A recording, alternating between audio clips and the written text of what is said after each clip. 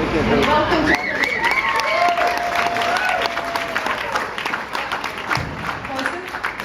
No, Stephen.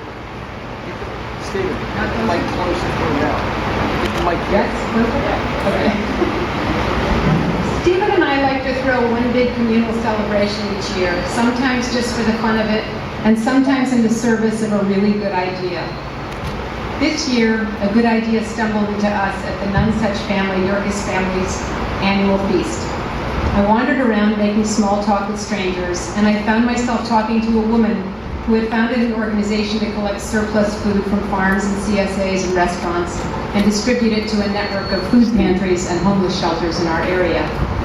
It is possible to live in Bucks County for several decades and not to know that there is hunger all around us. You have to look to find it, or you have to volunteer in the right place, or you have to talk to Kathy Snyder about what she is doing. We decided to name this event Plenty because we live in a land of plenty, and plenty is a thing to be celebrated. The fact that this plenty does not extend everywhere is of course an enormous problem in the world. But the fact that it doesn't flourish in some corners of our own neighborhood is a smaller problem, and one that we can arguably fix. 133 billion pounds of food are wasted in the US every year. According to the United Nations and the Natural Resources Defense Council, 30 to 40% of all food produced in the world is wasted. When you ponder these numbers, you begin to see that eliminating food waste is a key to ending two of the most vexing human problems, not merely global hunger, but also climate change. If all the food waste in the world were categorized as a nation, it would be the third largest carbon-consuming country in the world after the US and China. Soils were depleted of nutrients for this wasteful nation. Staggering quantities of water, fossil fuels, and electricity were consumed. Think for a moment of all the resources that went into growing, fertilizing, picking, packing, trucking, refrigerating, retailing, and cooking 30 to 40% of the world's food supply, only to be discarded in often environmentally disastrous ways. And that is just the climate part of the question. There is also the social justice part.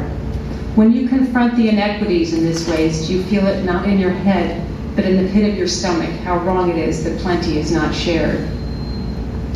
Rolling Harvest has a really nimble, low-cost, efficient solution. The food is free and there for the picking. Transportation is the primary expense. We wanted to hold this event to help raise money to cover the costs of vehicles, insurance, and gas. But Rolling Harvest has other equally vital needs, such as the need to produce little armies of volunteer gleaners to harvest and box on the farms, and the need for volunteers to distribute at the pantries and to teach people how to cook kale, because the kale will go to waste if no one knows how to use it. And because everyone in this room knows someone who is wasting food, Rolling Harvest needs us to spread the word. I mention this because I had already scheduled this event and had begun constructing the puppets when I mentioned the event to a friend at Applegate who remarked, "Yes, it is so heartbreaking that we are destroying all those hot dogs with loose packaging." All the color drained from my face. It turns out that we did not know that we could safely and legally salvage this food and distribute it. Most food producers don't. And most farmers are so busy keeping their heads above water that they can't devote further resources to salvaging and distributing surplus crops. Since this conversation took place, we have delivered over 10,000 pounds of perfectly good organic hot dogs to Rolling Harvest. Yay. Yeah.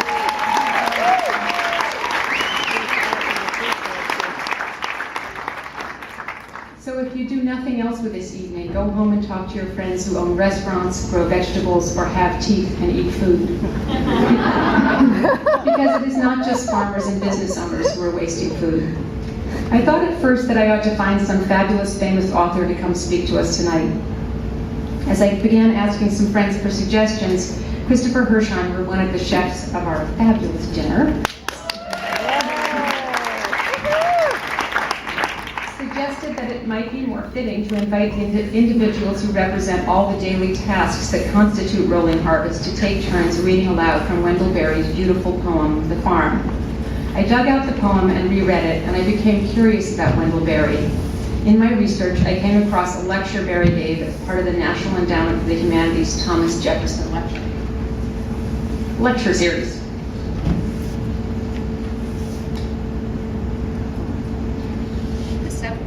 The subject of the essay was was Barry's belief that Americans can be divided roughly into two categories, boomers and stickers.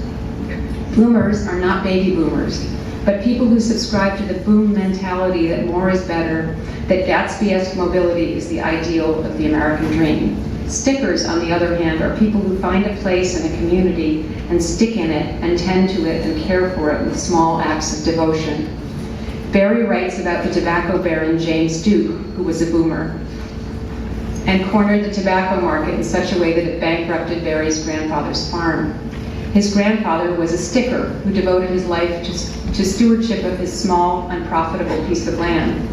When he carelessly planted a field of corn and a heavy rain eroded the topsoil, quote, he devoted the rest of his life first to healing the scar and then to his obligation of care. The big story in American culture is always about the boomers. You don't hear so much about the stickers. I used to work in the film business, and the producers I worked for weren't interested in stickers. Their ambitions are too small and ordinary and human, and there are no explosions involved. Film producers will advise you to boom. Poets will tell you that sticking is the secret to a happy life. But if you are like me, both voices are always whispering in your ear. You have to reconcile these voices, and if you are lucky and clever, maybe harness the boomer's ambition and ingenuity in the service of something small and stuck close by. It seemed to me that reading Wendell Berry's poem was a perfect way to introduce the idea of rolling harvest and the people who make it work. We are very lucky to have such a community of stickers in our midst, and who knew? A few words about the evening. Kathy Snyder is going to speak for a few minutes, and then the group will read the poem. Please consult your program during the reading so you can imagine the role that each reader represents.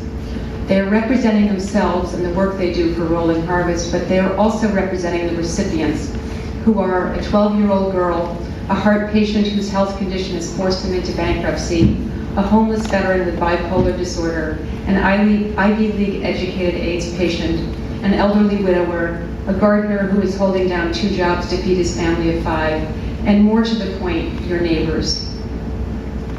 A few more things. If you would like to volunteer for Rolling Harvest, working at the farms or pantries or delivering produce, there will be clipboards at the Rolling Harvest table in that corner, where you can fill in your contact info, make a donation, or buy a tank of gas for the delivery van. There will be 2 separate clipboards by the exit doors for anyone who would like to receive the Canal House Cook's lunch emails or add your names to my mailing list for future barn events.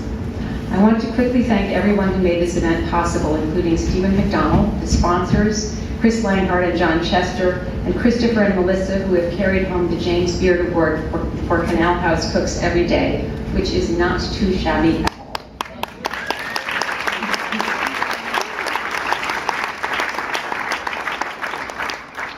And also a huge thank you to the 9 local farms that donated food tonight and do wonderful work, even apart from Rolling Harvest. Go visit them and show your support. And would the fabulous puppet builders all please stand up and take a bow?